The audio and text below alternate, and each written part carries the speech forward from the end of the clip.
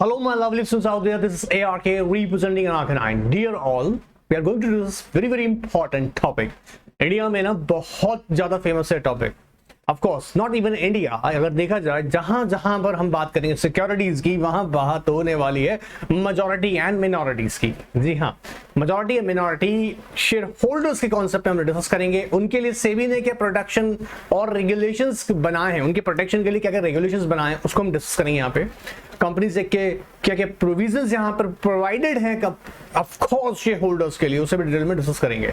So dear all, मैं यहाँ session start कर रहा हूँ और बहुत ही प्रैक्टिकल होगा सेशन. देखिएगा, मैं अभी भी यहाँ पे जैसे आपको बता रहा हूँ कि हम लोग स्टार्ट कर रहे हैं. सेबी की वेबसाइट आपके सामने ओपन है. सेबी की वेबसाइट क्यों ओपन करिए, इसके पीछे भी लॉजिक बताऊंगा क्यों. क्योंकि यहाँ पर इस सेशन को प्रैक्टिकल अप्रोच देंगे.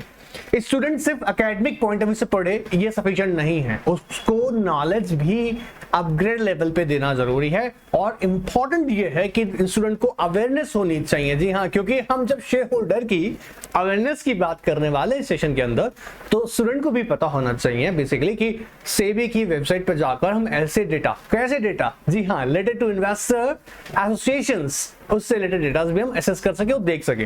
हो सकता है जिस सिटी में आप रहते हो वहां पर भी ये एसोसिएशन आपके लिए वर्क करती हो अगर आप सिक्योरिटीज मार्केट में इन्वेस्टमेंट करते हैं. बट यहां सबसे इंपॉर्टेंट जो पहले मैं आपको बताना चाहूंगा, क्योंकि कहीं ना कहीं आप इसके साथ टॉपिक के साथ फैमिलियर हैं. आप जानते होंगे मेजॉरिटी और मिनॉरिटी. ये मेजॉरिटी और मिनॉरिटी की जब हम बात कर रहा हूं तो बहुत ध्यान से सुनना, क्योंकि सेशन बहुत बड़ा नहीं होगा, लेकिन हाँ टू द पॉइंट होगा और बहुत ही इंपॉर्टेंट रहेगा एग्जाम के पर्सपेक्टिव से. अगर आप एग्जाम के पर्सपेक्टिव से नहीं पढ़ रहे हैं और ट्रेनिंग कर रहे हैं और एग्जाम कंप्लीट हो चुके हैं और वेट कर रहे हैं और आप इंश्योर हो चुके हैं कि आप पास होने वाले हैं, फिर भी आपके लिए बहुत इंपॉर्टेंट है, क्योंकि क्लाइंट को ये हेल्प करेगा. और अगर आप खुद अगर एक इन्वेस्टर है तो आपके लिए हेल्पफुल होने वाला है. Alright, so keep watching. Dear all, हम लोग जैसे जानते हैं कि कंट्री के अंदर मेजॉरिटी जो बिजनेस हैं in our country, not India के अंदर, वो फैमिली ओन बिजनेस हैं. सर फैमिली ओन बिजनेस, जी हाँ, आपने टाटा ग्रुप का नाम सुना होगा, टीवीएस ग्रुप का नाम सुना होगा, रिलायंस ग्रुप का नाम सुना होगा, गोदरेज ग्रुप का नाम सुना होगा. ये जो ग्रुप्स के मैं नाम बता रहा हूं, एक और फेमस ग्रुप याद आता है, आदित्य बिरला ग्रुप. ये वो फेमस ग्रुप्स हैं जिन्होंने 100 ईयर से बिजनेस किया है और बहुत ही फेमस रहे. मतलब कहीं ना कहीं इनकी सक्सेस जो है वो बहुत ही हाई लेवल पे, नहीं not even in India, you know, international market में भी है. अच्छा, ये बिजनेस कैसे, फैमिली ओन बिजनेसेस, मतलब फादर ने स्टार्ट किया, देन उनके बच्चों ने उस बिजनेस को कंटिन्यू किया. मतलब सक्सेशन में भी अगर देखा जाए तो उनके बच्चों ने बिजनेस को संभाला, अब मैनेजमेंट को भी साथ के साथ संभाला, प्लस कंट्रोलिंग स्टेक भी उनके हाथ में है. ये इंटरेस्टिंग यही बन जाता है कि कहीं ना कहीं जो शेयर होल्डर्स हैं वो कंपनी के ऑपरेशनल एस्पेक्ट्स को भी कंट्रोल करते हैं. कैसे? By majority. अब जब क्वेश्चन राइज होता है कि सर मेजॉरिटी, तो सिंपल वर्ड में हम समझ सकते हैं इस बात को कि मेजॉरिटी का मतलब यह हुआ जिन शेयर होल्डर या ऑफ कोर्स शेयर होल्डर और शेयर होल्डर्स जो कि साथ मिलकर 50% से ज्यादा शेयर होल्डिंग कर रहे हैं किसी पर्टिकुलर कंपनी के अंदर, तो वो कंपनी की, याद रखिएगा, ऑपरेशनल और स्ट्रेटेजिक डिसीजन, जी हाँ, ऑपरेशनल एंड स्ट्रेटेजिक डिसीजन लेने की पावर रखते हैं. क्या ये पावर उनको एवं ही मिल जाती है? Answer is no sir. Companies act the power दे रहा है उनको, प्रोवाइडेड कोई अनफेयर प्रैक्टिसेस नहीं कर रहे हो. मैं आपको फिर बता दूं, यहां पर ये सेशन ध्यान से सुनने के लिए है. याद रखिएगा, मैं आपको इंश्योर कर रहा हूं इस सेशन के अंदर हम लोग प्रैक्टिकल डेटा के साथ डिस्कस करेंगे, इसलिए इसे ध्यान से सुनेगा जरूर. आपके मॉड्यूल पे भी जाऊंगा और वहां से भी आपको समझाऊंगा. ऑलराइट, सो कंपनीज एक्ट बोलता है कि हाँ जी, इनके राइट्स को प्रोटेक्ट करेंगे, प्रोवाइडेड लेकिन कि जब कहीं अनफेयर प्रैक्टिसेस हो रही होंगी. मेजॉरिटी अगर at a cost of minority कोई भी ऐसी प्रैक्टिस करती है जो अनफेयर है. सर कैसे? मतलब फॉर एग्जांपल मान लीजिएगा कंपनी के मेमोरेंडम में जो पावर गिवन है वो पावर के बियॉन्ड जाकर अगर मेजॉरिटी कोई एक्ट परफॉर्म करती है तो मिनॉरिटी उनको रोक सकती है बाय ऑर्डर. कैसे ऑर्डर? वो आप लोग जानते होंगे थोड़ा बहुत कि एनसीएलटी में एप्लीकेशन लगा के उनके एक्ट को रोका जा सकता है, इंजंक्शन लिया जा सकता है कोर्ट से, ट्रिब्यूनल से. ऑलराइट, सो यहां ऐसा नहीं है कि सर मेजॉरिटी कुछ भी कर सकता है, बट इट्स रियलिटी कि अगर फेयर प्रैक्टिस है तो मेजॉरिटी विल ऑलवेज प्रिवेल. इस कॉन्सेप्ट में याद देखिएगा कुछ और भी खास बातें हैं. जैसे मैं बात करूंगा इन्वेस्टर एसोसिएशन की, अलग अलग स्टेट्स में, याद रखिएगा कंट्रीज के, जैसे मैं बात कर रहा हूं हमारे इंडिया कंट्री के अंदर अलग अलग स्टेट्स में अलग अलग इन्वेस्टर एसोसिएशंस भी बनी हुई हैं जो बेसिकली इन्वेस्टर्स के राइट्स को प्रोटेक्ट करती है, उन्हें अवेयर करती है. अब जैसे एक एग्जांपल समझते हैं यहाँ पे, माइनॉरिटी शेयर होल्डर यूजुअली ये देखा जाता है कि वो बिजनेस की मीटिंग्स में पार्टिसिपेट नहीं करते हैं। उसके पीछे बहुत बड़े रीजन है, उनका इन्वेस्टमेंट बहुत कम है ना, इन्वेस्टमेंट कम है। वो सोचते हैं कि यार मीटिंग में पार्टिसिपेट करने का कॉस्ट ज्यादा है, जितना उसको उस शेयर से बेनिफिट भी नहीं मिलने वाले, तो वो सोचता है कि यार मैं क्यों जाके पार्टिसिपेट करूं। दूसरा, उसको ये क्लियर होता है कि मेजॉरिटी, यार ऑफ कोर्स मेजॉरिटी जो मानेगा वही होगा, तो मैं जाऊंगा भी नहीं जाऊंगा कोई फर्क तो पड़ने वाला नहीं है। इसलिए देखा गया है कि जो इंडिया के अंदर जो कंपनीज के अंदर 15 to 30% भी शेयर जो होल्ड करते हैं पर्टिकुलर शेयर होल्डर या ग्रुप ऑफ शेयर होल्डर, ठीक है, एक्टिंग इन कंसर्ट, याद रखिएगा एक्टिंग कंसर्ट का मतलब अगर कुछ एक से ज्यादा भी शेयर होल्डर हैं और वो आपस में मिलकर कुछ होल्डिंग कर रहे हैं 15 to 30%, वो तक भी याद रखिएगा कंपनी के ऑपरेशंस को या स्ट्रैटेजिक डिसीजंस भी लेते हैं। सर ये स्ट्रैटेजिक डिसीजन क्या होता है? कंपनी की प्लानिंग्स को लेके, क्योंकि जो मेजॉरिटी शेयर होल्डर होता है, याद रखिएगा मेजॉरिटी शेयर होल्डर का इंटेंशन क्या होता है? रिस्की वेंचर्स पे हम इन्वेस्ट करेंगे, रिस्की वेंचर्स, कि भैया ये बिजनेस रिस्की है, ठीक है, we are ready to provide funds. वहीं पर अगर माइनॉरिटी शेयर होल्डर का देखा जाए, जिसको हम बोलते हैं स्मॉल शेयर होल्डर्स यहां पर कह रहे हैं, उनको लगता है कि नहीं यार हमें तो डिविडेंड मिल जाए, क्योंकि हमने जो इन्वेस्टमेंट करी है उसका क्विक रिटर्न चाहिए, हम इतना लंबा वेट नहीं करेंगे। लेकिन मेजॉरिटी बड़े इन्वेस्टमेंट के साथ आता है, उसका पर्सपेक्टिव लॉन्ग टर्म पर्सपेक्टिव से आता है, उसका ओपिनियन होता है कि मैं पैसा इन्वेस्ट कर रहा हूं कंपनी में, तो आने वाले टाइम में मैं एक्सपेक्ट करके चल रहा हूं कि मुझे आने वाले टाइम में इस कंपनी से बेनिफिट्स ज्यादा मिले। ऑलराइट, फॉर दैट पर्पस अब बेनिफिट किस समय मानेगा? वो एक्सपेक्ट करेगा कि हम स्ट्रेटेजिक मतलब प्लानिंग्स करें, प्लानिंग इन द सेंस कि हाँ आने वाले 3 साल 5 साल के अंदर बिजनेस में क्या ग्रो आएगा। सो यहाँ हम स्टेप बाय स्टेप समझेंगे। आइए एक बार बुक मॉड्यूल पे आते हैं, मॉड्यूल पे आके देख समझते हैं कि क्या क्या एस्पेक्ट्स कवर की गई हैं। जैसे फॉर एग्जांपल हम देखते हैं majority and minority share holders. अब यूजुअल प्रैक्टिस क्या होती है समझते हैं। यूजुअल प्रैक्टिस क्या, यहाँ कहता है व्हेन एन इंडिविजुअल्स ऑर्गेनाइजेशन, आइएगा ध्यान से देखिएगा और याद रखिएगा बेटा, मॉड्यूल साथ रखिएगा, individuals organisation group of share holders together hold. याद रखिएगा अकेला एक शेयर होल्डर भी हो सकता है या फिर साथ में हो सकता है क्या ग्रुप ऑफ इंडिविजुअल्स हो सकते हैं, लेकिन साथ में टुगेदर होल्ड और control more than 50% shares of a company then known as majority shareholders.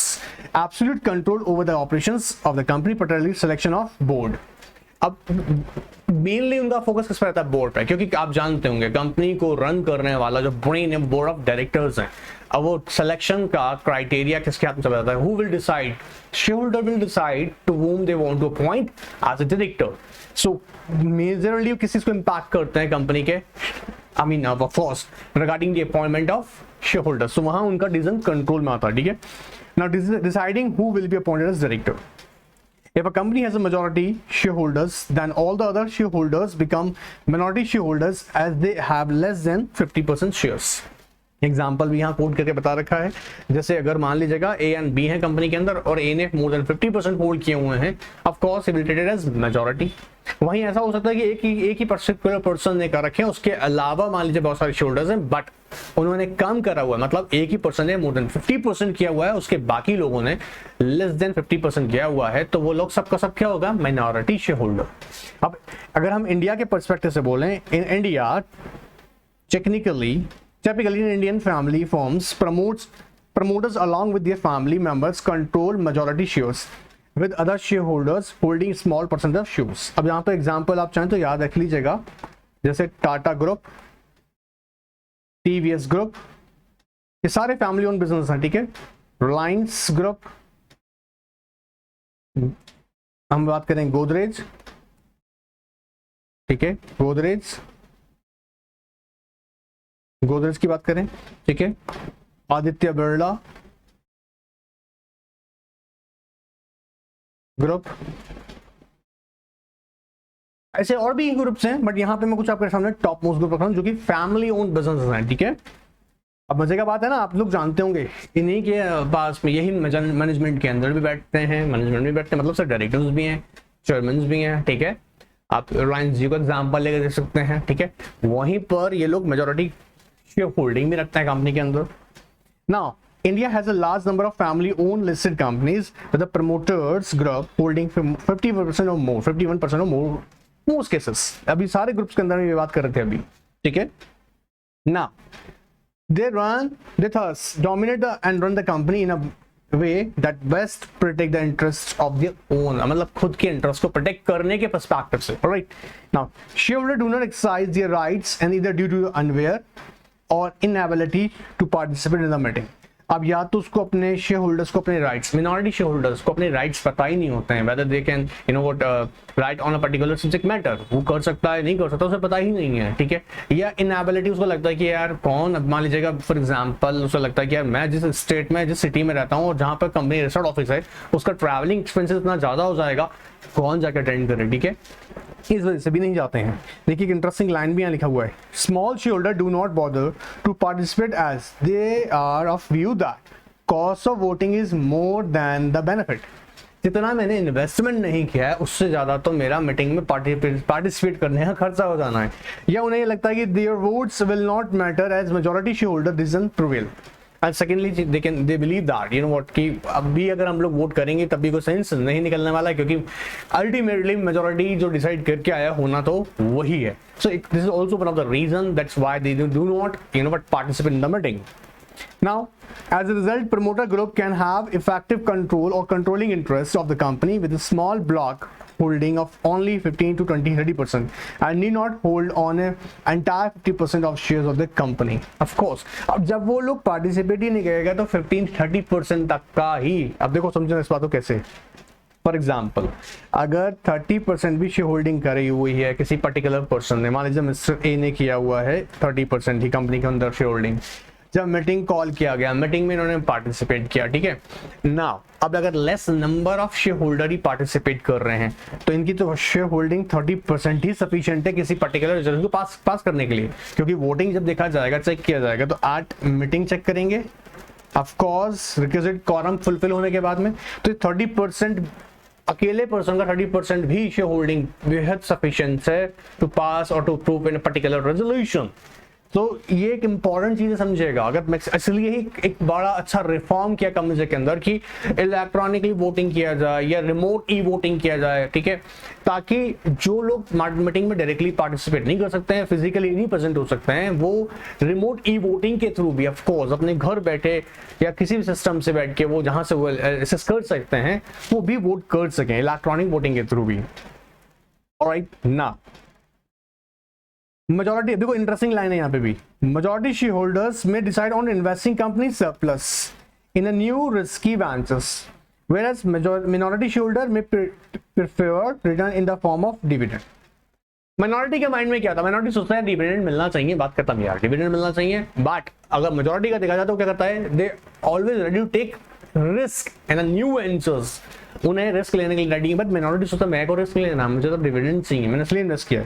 Same वहीं पे हमने अभी डिस्कस किया था कि कंट्रोलिंग स्टेक क्या होता है. आइए देखिए, व्हेन अ शेयर होल्डर और a group of acting in a kind holds a majority of a company voting stock giving it significant influence over any corporate actions.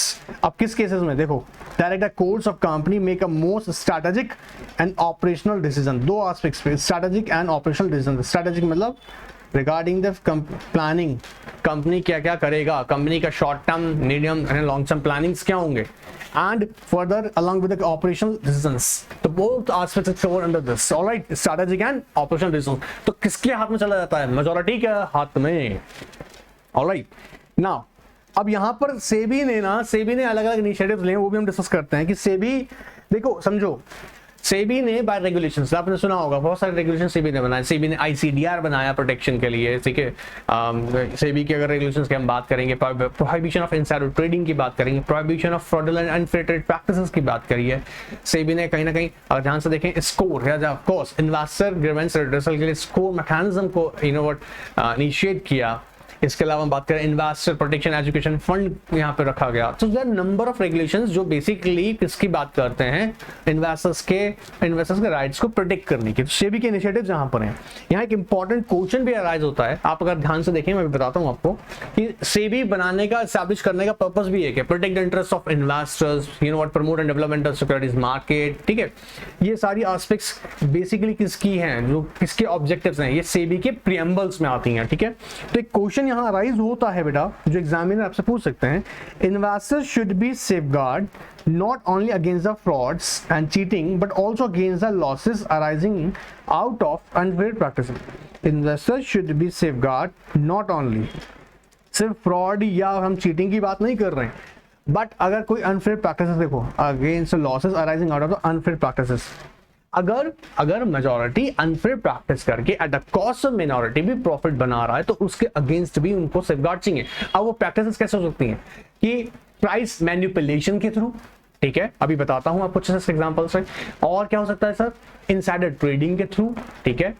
और क्या हो सकता है, या ऑफर डॉक्यूमेंट के अंदर मिस स्टेटमेंट प्रोवाइड करके, जैसे समझिएगा यहाँ पे हमने देखा है डेलिबरेट समझते हैं ना, जानबूझकर, ठीक है, डेलिबरेट जानबूझ के किया misstatement in offer statement to investors. अब कंपनी के पता है कि जो ऑफर स्टेटमेंट में जो इंफॉर्मेशन प्रोवाइड किया वो रियलिटी नहीं है।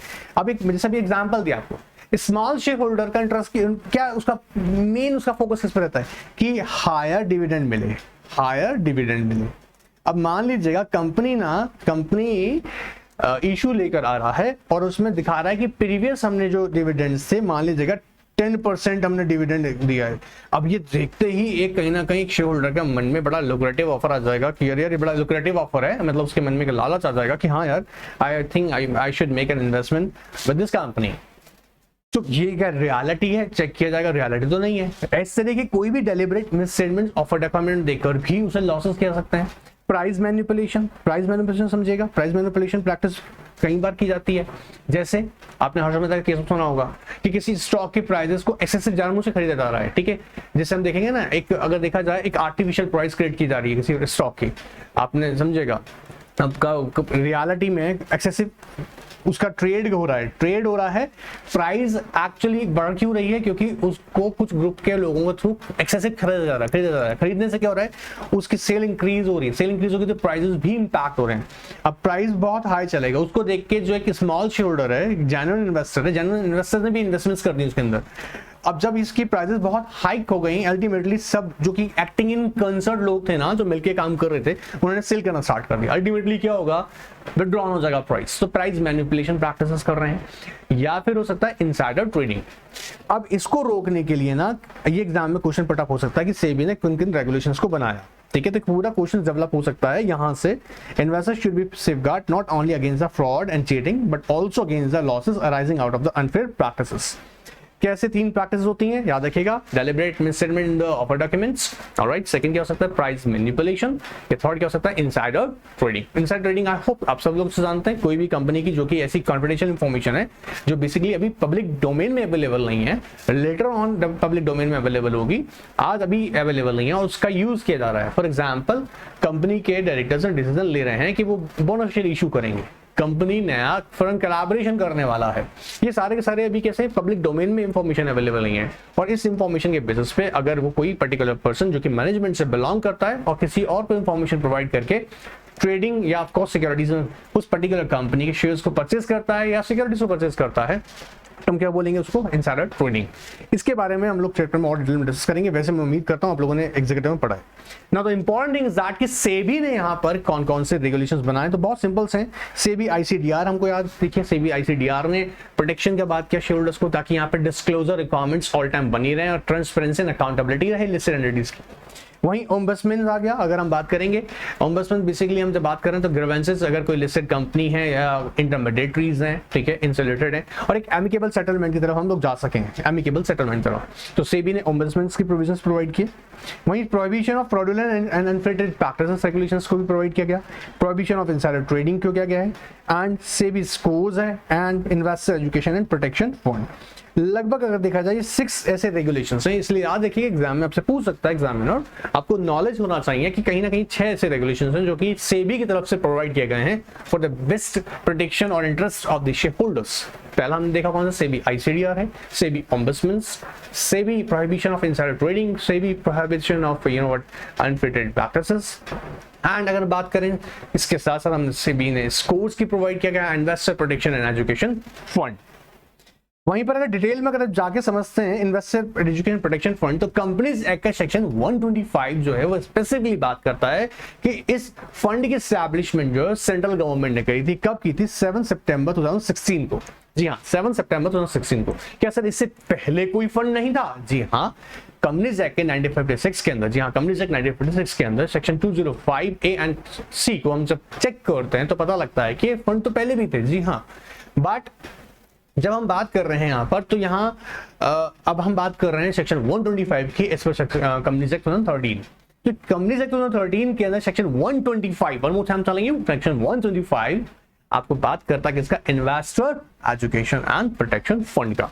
इसके नाम से पता लग जाता है इसका मेन काम क्या है, कि इन्वेस्टर्स को अवेयर करना, एजुकेट करना, ठीक है, एंड अवेयर करना, ठीक है, ताकि उनको अपने बारे में पता हो, उनके राइट्स के बारे में पता हो। कि अगर बाई चांस ऐसा होता है उन्हें नहीं पता कि डिविडेंड कैसे क्लेम किया जा रहा है, उन्हें पता होना चाहिए कि शेयर एप्लीकेशंस कैसे फाइल की जा रही हैं, उन्हें ये पता होना चाहिए उनके राइट्स क्या है, कि वो अपने कंपनी से ऑडिटेड स्टेटमेंट्स ले सकते हैं। उनको इस चीज की अवेयरनेस होनी जरूरी है। आइए देखते हैं। आई होप ये तो बच्चों मुझे नहीं पढ़ाना है, मैं आपको फटाफट, क्योंकि ऑलमोस्ट हमने सारी एस्पेक्ट एग्जीक्यूटिव में पढ़ी है, सेक्शन 125 ने अच्छे से पढ़ा होगा। एक यहाँ पे जो फटाफट रिकॉल करने वाला कॉन्सेप्ट है वो ये है कि कौन कौन से अमाउंट जो है क्रेडिट किया जाता है फंड में। ये एग्जामिनर आपसे पूछ सकता है, इसलिए ओवर कॉन्फिडेंट मत हो जाना कि यार ये तो एग्जीक्यूटिव लेवल का क्वेश्चन है, हमसे क्यों पूछा जाएगा। फर्स्ट पूछा जाएगा, बहुत डिमांडिंग क्वेश्चन है। आइएगा, अब देखो ये अगर हम बात करें यूजुअली ना, तो यहाँ पर सेंट्रल गवर्नमेंट से कोई डोनेशंस हैं या ग्रांट्स हैं वो रिसीव कर रहे हैं। अच्छा, जब डोनेशंस वर्ड, देखिए ग्रांट वर्ड यूज कर रहे हैं यहाँ पर, एक पहले हम बोल रहे हैं amount given by the central government by way of grants, but कह रहा है after due appropriation made by the parliament by law. मतलब ऐसा नहीं कि सेंट्रल गवर्नमेंट का मन करेगा कुछ भी कितना भी डोनेट कर देगा, या सॉरी ग्रांट कर देगा। ग्रांट करने के लिए सेंट्रल गवर्नमेंट को याद रखिएगा पार्लियामेंट में स्पेसिफिक एप्रोप्रिएशन के थ्रू, मतलब कितना परसेंटेज पैसा दिया जा सकता है, कितना अमाउंट दिया जा सकता है, वो अप्रूवल के थ्रू ही होगा। ऑलराइट, तो ग्रांट रिसीव की जा सकती है, डोनेशंस हो सकती है सेंट्रल गवर्नमेंट से, स्टेट गवर्नमेंट हो सकती है, ठीक है, कंपनीज दे सकती हैं, कोई और भी इंस्टीट्यूशन है वो भी डोनेशन दे सकते हैं। देखिए एग्जाम के पर्सपेक्टिव से इसलिए कह रहा हूँ कि फटाफट आप याद कर लें और अपने मॉड्यूल में से हाईलाइट कर लें। ग्रांट्स हैं, ऑलराइट, डोनेशंस हैं, किस किस से? Central government, state government, companies and other institutions. Unpaid dividend account of companies, आप लोग जानते होंगे, after the 7 years, after the expiry of 7 years, इस अकाउंट में कंपनी पैसा देता है। आपको पता है अगर अनक्लेम्ड होता है तो अल्टीमेटली वो 7 ईयर तक देता है। 7 ईयर के बाद में, आफ्टर 7 ईयर, उसे ही इन्वेस्टर एजुकेशन प्रोटेक्शन फंड की तरफ ट्रांसफर किया जाता है। वो उस पैसे को भी क्रेडिट किया जाएगा इस फंड के अंदर। वहीं पर अगर हम देखें amount in general revenue accounts of central government, अब ये कंपनीज एक्ट 1956 के अंदर सेक्शन 205A, इसकी हम बात करें सेक्शन 5 की, जो भी अमाउंट याद रखिएगा अनक्लेम्ड डिविडेंड जो बेसिकली होते हैं, जो कि कंपनीज एक्ट 1956 के अकॉर्डिंग पुराने में थे, जो कि यहाँ ट्रांसफर किए जाते थे, अब उनके amount of course after the expiry, यहाँ जो अमाउंट जो सबसिस्ट कर रहा था पहले, उस अकाउंट में अमाउंट को भी ट्रांसफर किया जाएगा। ऑलराइट, सेकंड कहता है कोई भी अमाउंट जो कि सेक्शन 205C के अंदर है, कौन सा? इन्वेस्टर प्रोटेक्शन फंड में। जैसे मैंने आपको बताया था अभी कि जो पहले section 125/2013, section 125 of companies act 2013 से पहले जो था वो कंपनीज एक्ट 1956 में कवर किया हुआ था। ऑलराइट, तो वो अमाउंट भी ट्रांसफर किए जाएंगे। इंटरेस्ट और other income receive out of the investment made from this fund, of course अगर कोई भी आपने इस फंड का इन्वेस्टमेंट जो कि एलिजिबल इन्वेस्टमेंट से जहां कर सकते हैं आप, उससे आने वाली इंटरेस्ट इनकम को भी आप यहीं पर क्रेडिट करेंगे। ऑफ कोर्स यूजर से बात है, इस फंड का पैसा लगाओगे तो इस फंड में ही पैसा आएगा। ऑलराइट, तो हम रखेंगे ग्रांट्स सेंट्रल गवर्नमेंट के थ्रू है, डोनेशंस है central government, state government, local authorities हैं, कंपनीज हैं, ठीक है, इंस्टीट्यूशंस हैं, या सेक्शन 205A सेक्शन 5 का जो अमाउंट जनरल रेवेन्यू अकाउंट से है वो पैसा, ये सेक्शन 205C के अकॉर्डिंग जो पैसा था उसे ट्रांसफर किया जाएगा। इसके अलावा इंटरेस्ट इनकम हो सकती हैं। और देखते हैं अमाउंट रिसीव्ड अंडर सेक्शन 38, इसे बोलते हैं, आपको याद होगा, डिसगॉर्जमेंट अमाउंट। मान लीजिएगा, इसको थोड़ा एक्सप्लेन करते हैं, ध्यान सुन लीजिएगा। किसी पर्टिकुलर पर्सन ने फिक्स टीचर्स एप्लीकेशन लगाई है फॉर शेयर्स के लिए। फिक्स टीचर समझते ना, एक्चुअल कोई पर्सन इन एग्जिस्टेंस तो है नहीं, उसके नाम से एक एप्लीकेशन लगा दिया गया, या ऐसा हुआ कि उसने मल्टीपल एप्लीकेशन लगा दिए डिफरेंट नेम से। अब ये तो एक मैलाफिट प्रैक्टिस हुआ, या कंपनी ने भी ऐसे उसकी प्रैक्टिस के अंदर उसे सपोर्ट कर रही है, और अल्टीमेटली उसने कोई भी एक अनफेयर प्रॉफिट गेन किया है, ठीक है, जिसे बोलते हैं अनड्यू गेन हुआ है।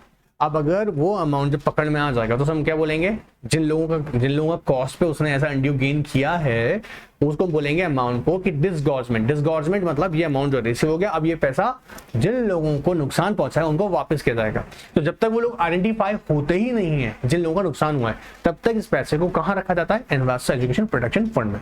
सेक्शन 38 सेक्शन 4 में इस बात को बताया गया है। डिसगॉर्जमेंट अमाउंट बेसिकली कब होगा, जब फिक्स एप्लीकेशन लगाई जा रही है फॉर शेयर्स के लिए। Alright, application money receive by companies for allotment of securities and due for refund. और बेसिकली क्या हुआ, अभी तक एप्लीकेशन रिसीव हुआ बट अभी रिफंड नहीं किया गया है, ठीक है, अलॉटमेंट करना था, अलॉटमेंट नहीं हुआ, and in that case company is required to make the refunds. तो वो पैसा कंपनी अपने पास नहीं रहेगा, उस अमाउंट को भी कहां रखेगा, क्रेडिट कीजिएगा इन्वेस्टिगेशन प्रोटेक्शन फंड में। मैच्योर डिपॉजिट्स हो सकते हैं, मैच्योर डिबेंचर्स हैं, इंटरेस्ट एक्रूड ऑफ कोर्स इनके ऊपर भी हो सकता है। एप्लीकेशन मनी से अगर बात करें, 3 एस्पेक्ट्स के ऊपर इनके ऊपर इंटरेस्ट इनकम भी होती है। ऑफ कोर्स कंपनी अगर रिफंड नहीं कर रहा है तो याद रखिएगा after expiry of certain period company is required to pay interest. In what, एक आपको एनुअल जो कि आरबीआई सजेस्ट करता है फॉर एग्जांपल 12 to 15% बिटवीन, वो आपको पे ऑफ करना पड़ेगा कंपनीज आपको, इन द सेंस कंपनीज हो। तो यहाँ हम लोग देखेंगे 3 एस्पेक्ट्स को, कहां पर एप्लीकेशन मनी जो रिफंड करना उसका, या मैच्योर डिपॉजिट्स है या मैच्योर डिबेंचर्स हैं, इनको अगर टाइम में आपने पे ऑफ करना है और आपने नहीं किया है, ठीक है, and that's case after expiry जो इनका इंटरेस्ट साथ में होगा वो इंटरेस्ट भी आपको साथ में रखना होगा, डिपॉजिट कर देना आई इन्वेस्टमेंट प्रोटेक्शन फंड में। हाँ, एक इंपॉर्टेंट चीज बता दूं, एक बार अगर ये क्रेडिट कर दिया गया ना अमाउंट तो उसके बाद इंटरेस्ट नहीं देना कंपनी को, ठीक है, लेकिन आप अपने पास से रखेंगे, कंपनी अपने पास रखता है इस पैसे को, of course in that case company को फिर इंटरेस्ट भी पे करना होगा कंटिन्यूस, ठीक है ना। Sale proceeds of fractional shares arising out of, अगर बोनस शेयर्स के थ्रू फ्रैक्शनल शेयर राइज हुए, मर्जर के थ्रू आए, अमलगमेशन के फॉर 7 years और मोर। ऑलराइट, फ्रैक्शनल शेयर्स के केसेस में भी कब होगा फ्रैक्शनल शेयर राइज हो रहा होगा, या तो सर बोनस शेयर के टाइम पर आ रहा होगा, या फिर कब आ रहा होगा, मर्जर होगा, या फिर कंपनी का अमलगमेशन में जा रही है। बट पीरियड याद रखिएगा, आप 47 years है उसके बाद की बात हम करेंगे। Redemption amount of preference shares remaining unpaid or unclaimed for 7 years or more, alright, या फिर और भी अमाउंट जो कि सेंट्रल गवर्नमेंट रेफर करेगी। यूजुअली ये देखिएगा H2J हम बात कर रहे हैं, इसके अंदर कब आपको ट्रांसफर करना है, यह वाला जब हम बात कर रहे हैं याद रखिएगा, इस बात में हम H2J एप्लीकेशन रिफंड के लिए 7 years का केस में देखिए, amount has remain unclaim unpaid for a period of 7 years from the date of it become due for the payment. जैसे अब रिफंड देना था, रिफंड के लिए पर्टिकुलर पर्सन आप आइडेंटिफाई नहीं किया तो कंपनी अपने पास रखेगा नहीं, ऑफ कोर्स कंपनी को सेपरेट अकाउंट में रखना पड़ेगा। सेम यहाँ पर भी मैच्योर डिपॉजिट्स हैं, ठीक है, या फिर हम बात करेंगे मैच्योर डिबेंचर्स हैं। तो after 7 years, after expiry of 7 years, जब से इनका ड्यू पेमेंट्स हो गया था, राइज हो गया था, उसके 7 years एक्सपायर होने के बाद से इन्हें कहाँ कर देना है, इन्वेस्टर एजुकेशन प्रोटेक्शन फंड में क्रेडिट कर दिया जाएगा। ऑलराइट, सो ये ऑल ये याद रखिएगा, मैं उम्मीद कर रहा हूँ कि आपको पहले पढ़ा था इसलिए मैंने इसको इस तरह से रखा है, बट अगर हम नहीं भी पढ़ा है तो कोई भी इजिली समझ सकता है कि क्या क्या चीजें हमने डिस्कस करी, ग्रांट्स एंड डोनेशंस हैं, ठीक है, सेक्शन 205A और 205C के अमाउंट्स है, ठीक है, आपको याद हो गया होगा सेक्शंस, एंड इंटरेस्ट इनकम्स हैं, ठीक है, एप्लीकेशन का कोई रिफंड अमाउंट है आफ्टर 7 years, ठीक है, expiry of 7 years, mature deposits हैं, मैच्योर डिबेंचर्स हैं, प्रेफरेंस शेयर्स को रिडीम किए थे तो आफ्टर 7 years उनका भी अमाउंट जो था अगर कंपनी अपने पास रखेगा, सेपरेट अकाउंट में रखेगा, उसको भी ट्रांसफर करेगा। इंटरेस्ट इनकम्स हैं, ठीक है। यूटिलाइजेशन के पर्सपेक्टिव से अगर हम देखें, सेक्शन 125 सेक्शन 3 कहता है कहाँ यूटिलाइज होगा। अभी जैसे हमने बात किया था, जनरली इन्वेस्टर के एजुकेशन के लिए, इन्वेस्टर की अवेयरनेस के लिए, कोई लिटिगेशन से आपको क्लास एक्शन सूट फाइल किए जाते हैं तो वहाँ लिटिगेशन एक्सपेंसेस होते हैं, उसके लिए यूज किया जाएगा, ठीक है। डिसबर्समेंट, डिसगॉर्जमेंट अमाउंट है उसको रिफंड किया जाएगा जो पैसा लिया गया है, मतलब जिन लोगों ने मेलाफाइड प्रैक्टिस करके पैसा कमाया था, अनड्यू गेन किया था, अब वो पैसा फंड में जाएगा। फंड उन्हीं लोगों को देगा जो लोग आइडेंटिफाइबल पर्सन होंगे जिनको डैमेजेस हुए हैं। देखिए section 125 section 3, refund in respect of unclaimed dividend, mature deposits, mature debentures, application money due for refunds and interest they on. तो जिन लोगों का पैसा बनता है भैया वापस लेके जाओ। यही तो बता रहे हैं कि एंड के यहाँ पे अवेयर करने का पर्पस क्या है। अवेयर का मतलब कि हाँ ठीक है, अगर आपको आपका पैसा नहीं मिला after 7 years, after expiry of 7 years, जो अगर पर्सन को लगता है कि यार मुझे मेरा शेयर का राइट था, उसको अवेयर होता है तो वो यहाँ जाकर भी अपना अमाउंट क्लेम कर सकता है, provided after 7 years। Protection of interest, education, awareness and protection. देखो promotion of investor education, awareness and protection कैसे किया जाएगा। जैसे रेडियो पे, टेलीविजन पर आपने देखा होगा, होर्डिंग्स पे, मेट्रो सिटीज में होर्डिंग्स भी लगाए जाते हैं, ठीक है, सेमिनार्स और वर्कशॉप्स की जाती हैं ताकि इन्वेस्टर अवेयर हो सके। तो इन्वेस्टर अवेयर का मतलब यहाँ पे एजुकेट करना, उसके राइट्स के बारे में अवेयर होना चाहिए, किस तरह से उसको पार्टिसिपेट करना है, ठीक है। Distribution of disbursement amount among eligible and identified applicants for shares, debenture holders and depositors, and reimbursement of legal expenses incurred in pursuing of class action suits and section 37 and 245 members and debenture holders and depositors. class action suits के किस I hope हम लोग जानते होंगे. Class action मतलब same cause of action arise हुआ किसी group of you know what share holders हैं या ग्रुप ऑफ डिपॉजिटर्स हैं या ग्रुप ऑफ डिबेंचर होल्डर्स हैं, उनके केसेस में भी इसी अमाउंट को यूटिलाइज किया जाएगा. क्लियर. तो जनरली सेक्शन 125 सेक्शन 3 में अगर देखा जाए कुछ गिन चुनी खास बातें करी हैं उसने, या तो भैया हम क्या करेंगे मैच्योर डिपॉजिट्स, डिबेंचर्स या जो एप्लीकेशन फंड्स हैं उनका पैसा यहाँ से जाएगा जो लोग क्लेम करेंगे, या डिसगॉर्समेंट अमाउंट का जो पैसा था उसको डिस्ट्रीब्यूट किया जाएगा among the identified and eligible persons. ठीक है. इसके अलावा अगर हम ध्यान से देखें लीगल जो भी एक्सपेंसेस होंगे अंडर क्लास सेक्शन सूट्स उसका अमाउंट से यूटिलाइज होगा. आई होप ये पॉइंट्स आपको क्लियर हो रहे होंगे. अब यहाँ पर अगर देखते हैं इन्वेस्टर एसोसिएशंस, तो इसी का मैं आपको एग्जांपल यहाँ कोड करके दिखाना चाह रहा हूँ. देखिएगा इन्वेस्टर एसोसिएशन का बेसिकली पर्पस वही है अगर ध्यान से देखा जाए कि ये एक एसोसिएशन है जो बेसिकली सेबी के साथ रजिस्टर्ड होती है. ठीक है. सेबी इन्वेस्टर एसोसिएशन रेगुलेशन 2019 में रजिस्टर्ड होती है एसोसिएशन, और फिर इसका काम भी होता है कि इन्वेस्टर की एजुकेशन उसके अवेयरनेस के लिए काम करती है. ठीक है. तो इनका भी पर्पस सेम उसी तरीके से जैसे कि हमें इन्वेस्टर एजुकेशन प्रोटेक्शन फंड का है. याद देखिएगा जब भी किसी तरह की वर्कशॉप करते हैं किसी पर्टिकुलर सिटी के अंदर, ठीक है, तो इनको उस स्टेट में जो सेबी का रजिस्टर्ड ऑफिस होता है उससे परमिशन लेना पड़ता है एटलीस्ट 5 वर्किंग डेज बिफोर. जैसे मान लीजिएगा एक हम यहाँ एग्जांपल ले लेते हैं अवोक इंडिया फाउंडेशन, जो कि बेसिकली कहाँ पर आप ध्यान से कर देखें ये उत्तर प्रदेश के अंदर यहाँ पर है, लखनऊ में. देखिएगा लखनऊ, ध्यान से देखिएगा लखनऊ में है उत्तर प्रदेश. अब यहाँ पर याद देखिएगा सेबी के रजिस्टर्ड ऑफिस है. जी हाँ, बेसिकली अगर मैं बात बोलूँ सेबी के रजिस्टर्ड ऑफिस जैसे नोएडा के अंदर हम बात कर सकते हैं, तो वहां से इनको याद रखिएगा उस पर्टिकुलर जगह से इनको रजिस्टर्ड ऑफिस से क्या करना पड़ेगा, जो सेबी के ऑफिस होते हैं वहां से एटलीस्ट 5 वर्किंग डेज पहले इन्हें परमिशन लेना पड़ेगा. फिर ये इन्वेस्टर्स अवेयरनेस के लिए वर्कशॉप्स कंडक्ट कर सकते हैं. ठीक है. देखिए भोपाल अलग अलग स्टेट्स में है, सिटीजन अवेयरनेस ग्रुप है, consumer guidance society of India है, federation of consumer association West Bengal, ठीक है, interact foundation, investor education and welfare association. Sir कहाँ मिलेगी लिस्ट? सेबी का वेबसाइट पर जाएंगे सारा डिटेल आपको मिल जाएगा. ठीक है. सिर्फ रीडिंग करने के पर्सपेक्टिव से कह रहा हूँ मैं, इसलिए कह रहा हूँ कि आपका एकेडमी के साथ साथ आपका नॉलेज भी अपग्रेड हो. ठीक है. तो आप जरूर एक बार इसको रीड करें. अगर हम यहाँ देखें तो देखिए यहाँ पे आइएगा, SEBI has issued operational guidelines investor association 2019 to facilitate and regulate the functioning of SEBI recognized investor associations, which came into force from February 1st, 2019. Alright, recognized investor association means an entity rendering services in the area of investor education and awareness, conducting awareness workshops, assisting individuals, investors in redressal of their grievances, and recognized by SEBI as an investor association. तो क्या क्या चीजें देखो, entity rendering services in the area of investor education and awareness. Point number 1, conducting awareness workshop. Point number 2, assisting individual investors in redressal their grievances. Point number 3, अब मान लीजिएगा एक share holder है, उसने शेयर्स अलॉट नहीं किए गए हैं या उसे शेयर सर्टिफिकेट नहीं दिया जा रहा है. ठीक है. या ऐसा भी हो रहा है कि उसको डिविडेंड नहीं मिल रहा है, या उसको वोटिंग राइट्स उसको पता ही नहीं लगता, उसको जनरल मीटिंग के नोटिस नहीं जाते हैं, या उससे किसी भी तरीके जो उसके राइट्स हैं, ठीक है, चाहे वो सेक्शन 105 के हों, आई होप आप लोगों को याद होंगे, 119 के अंदर हों, 136 के अंदर हों, कंपनीज एक्ट के याद होगा, मैं यहाँ पे बताऊंगा नहीं, आपने पहले अगर पढ़ रखा है तो आपको इजी पक्का याद आ गया होगा. ठीक है. जो मैं सेक्शन बोल रहा हूँ 96 के अंदर हो, 101 में हो. ऐसे सेक्शन में उसके राइट्स हैं, अगर वो राइट्स से नहीं मिल रहे हैं तो उस केस में इन्वेस्टर एसोसिएशन को ऑफकोर्स वो पर्टिकुलर पर्सन अप्रोच कर सकता है और उसे वो एसोसिएशन डेफिनेटली हेल्प करेगा. ठीक है. Now, the investor association should conduct workshop under SEBI IEPF in the state in which the registered office is located, subject to prior approval from the respective SEBI office at least 5 working days prior to the date of workshops. Investors associations are eligible to claim reimbursement of expenses incurred from SEBI subject to the conditions specified. जी हाँ, सेबी बताएगा कि भाई ठीक है workshop conduct कर रहे हैं तो क्या क्या एस्पेक्ट उसमें कवर होने चाहिए, ठीक है। एंड ये ऑफ कोर्स कर सकते हैं up to the certain amount, ऐसा नहीं कि कुछ जो भी कंडक्ट करेंगे उसके लिए स्पेसिफिकेशंस बताए जाते हैं बाय द सेबी। तो जो भी ये अपनी वर्कशॉप कंडक्ट करेंगे किसी पर्टिकुलर सिटी के अंदर, तो सेबी के उस जगह से वहां पर सेबी का ऑफिस है या उस जुरिडिक्शन में जहां पे भी उसका सेबी का ऑफिस है वहां से परमिशन लेना पड़ेगा एटलीस्ट 5 वर्किंग डेज पहले, ठीक है।